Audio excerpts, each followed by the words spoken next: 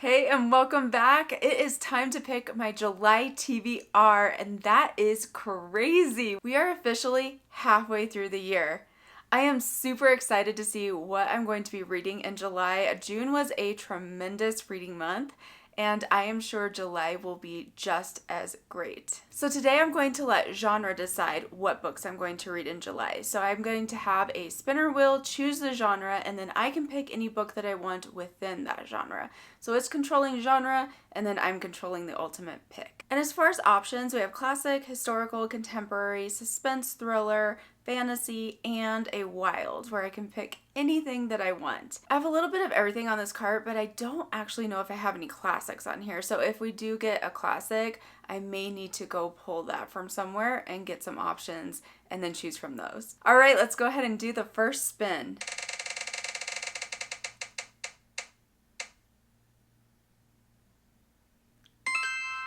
Oh, nice. We are starting off with a wild. That is actually pretty fantastic. I can pick anything I want off of here. Because it's a wild, I actually think I know what I want to choose because it's a book that I wanted to read in June and just didn't have time because I had so many other things. I thought I was going to get to start it, but it didn't end up happening. And that is The Girl Upstairs by Jessica R. Patch. I have been looking forward to this so much. It is a suspense thriller and it looks really good. It looks pretty creepy and I have really been wanting to read this. This is Jessica's newest release and it says on the back, she bought this house to save her marriage. Unearthing its secrets might just claim her life. And I won't read the entire back of it, but I'm going to read a little bit at the end because she begins like piecing together pieces of this. And it says this picture emerges that is a missing girl, a house of horrors, and a dark decades-old nightmare that is more haunting than Gwen ever imagined. This sounds amazing. I cannot wait, and I really want to read this in July. All right, let's spin again and see what genre I get next.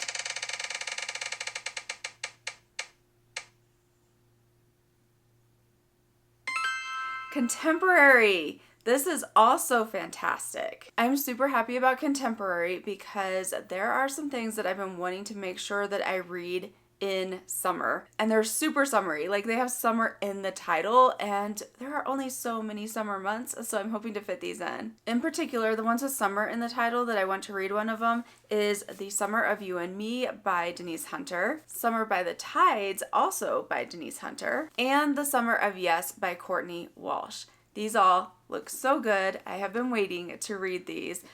I do have one that I'm kind of leaning towards though, because I wanted to read it last year and didn't read it last year. And I want to make sure I get it in before this summer is over. And that is The Summer of Yes by Courtney Walsh. And this one says on the back, sometimes you're so busy writing other people's stories that you lose the plot of your own. This one looks really cool. There are a couple of main characters in this that are going to take the summer and say yes to the things that they would normally not say yes to. This is very much about female friendship, but there is a romance, I believe, as well that happens between the younger main character and a male lead somewhere in this story. So I think I'm going to have to choose this because I've been looking forward to it so much. So The Summer of Yes is the second choice. All right, we are off to book 3. Let's see what genre we get this time.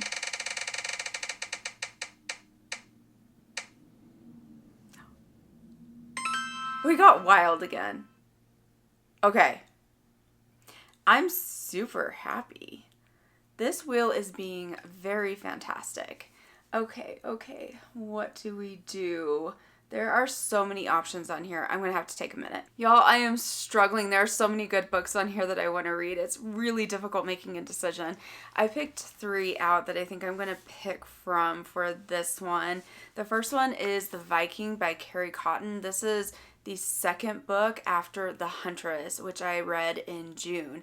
I loved The Huntress. It was amazing and I cannot wait to get back in this world, and I kind of want to keep the momentum going because I just read that first book. And this one is about a couple of the characters that you really get to know in the first book. So I'm excited to dive into this one. So this one's a really good option. Another one is Genie by Elizabeth Joy. This is a contemporary fantasy, so it takes place during contemporary times, but there is a genie, and that sounds like a lot lot of fun. So I've been really looking forward to this one as well. And then also Part of Your World, which is the second book in the Once Upon a Time in Texas series. So the first one that I read in this series was a retelling in the West of Beauty and the Beast, but this one's a retelling of The Little Mermaid, which is really cool and also very summery. Okay, this is tough.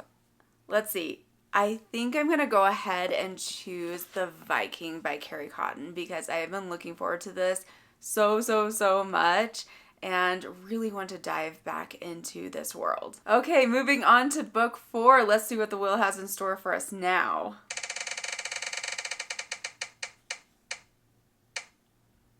Yes. Fantasy, yes.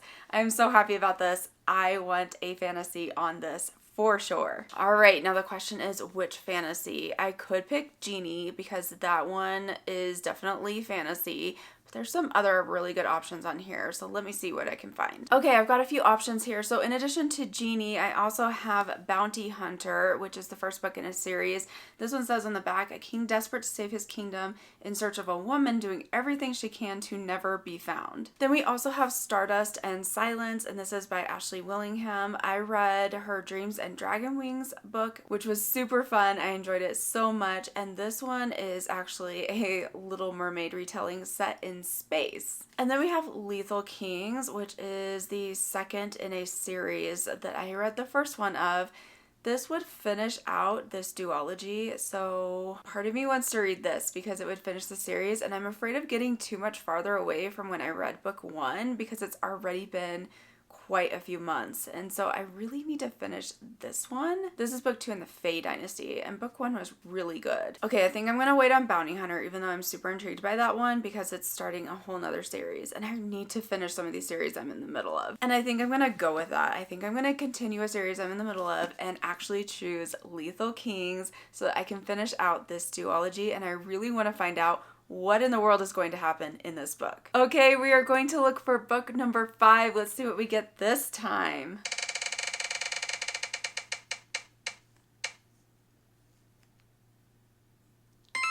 A classic? I was actually like, I don't know if I want this to stop on a classic because I don't have anything particular in mind for this choice.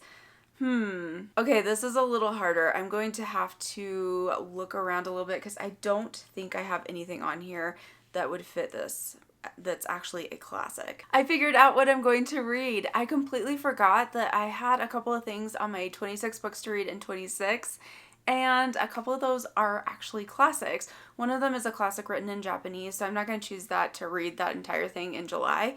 But the other one is something that I can put on here, and that is Sherlock Holmes. I have this really cool collector's edition with several Sherlock Holmes novels in it. I'm not going to read the entire thing because this is chunky. I think there's 4 different ones in here. Yeah, it has A Study in Scarlet, The Hound of Baskervilles, The Valley of Fear, and The Sign of Four, all inside this collector's edition. And it's really cool. I love the cover and everything. It's very velvety feeling. So I think I'll pick one of these to read. I don't know which one I want to do yet, but I will pick one of these to read in the month of July. And that will fulfill choosing a classic. All right, we are on to book number 6. Let's see what genre we get this time.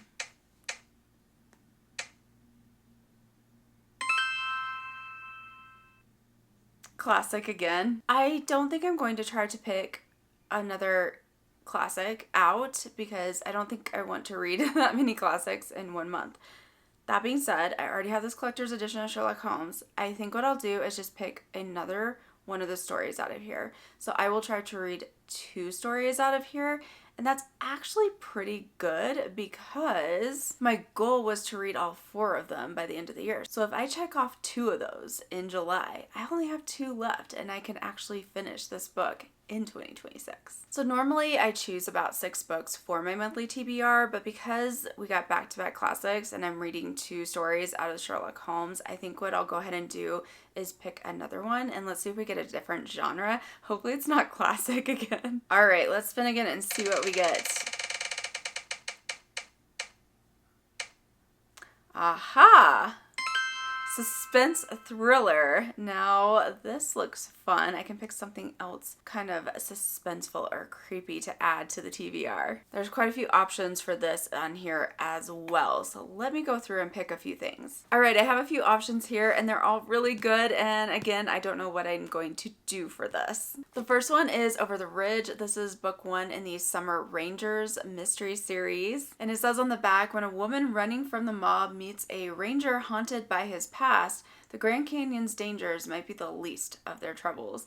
So this is a suspense that takes place in the Grand Canyon, and it looks really, really good. The second one to this is coming out, I believe, sometime in July. I talked about it a little bit in my new releases video last week, but this would be book 1. So if I read this and love it, then I can get book 2. The next one is Fire Mountain by Dana Matink. This looks really good as well. This one's more of like a suspense mixed with natural disaster. This one says on the back, fire rains from above as they fight to discover the truth and stay alive. And this is the first book in the Elements of Danger series. The second one is also out. This one is fire and the second one is water. So that's pretty cool. And then we also have Spies, Lies, and Alibis by Natalie Walters. I've had my eyes on this one for a while. It looks so much fun. It looks funny.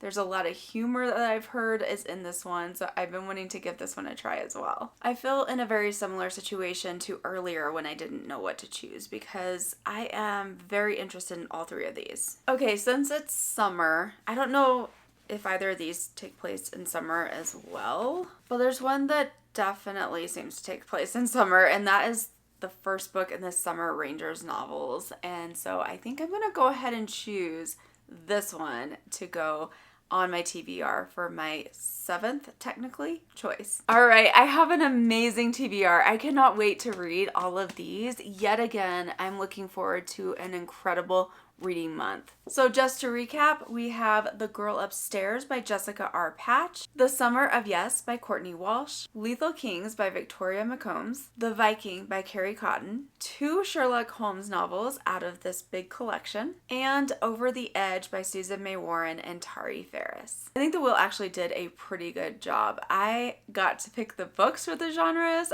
but doing it this way ensured that I have a lot of different genres. What are you excited to read for July? Are you having any specific summer reads? Are there certain genres that you love to read more in the summer than in any other season? Let me know in the comments below what you are looking forward to in July. Thank you for spending this time with me. I appreciate you all so very much. And as always, remember to keep following your dreams and believing in the magic of this thing called life.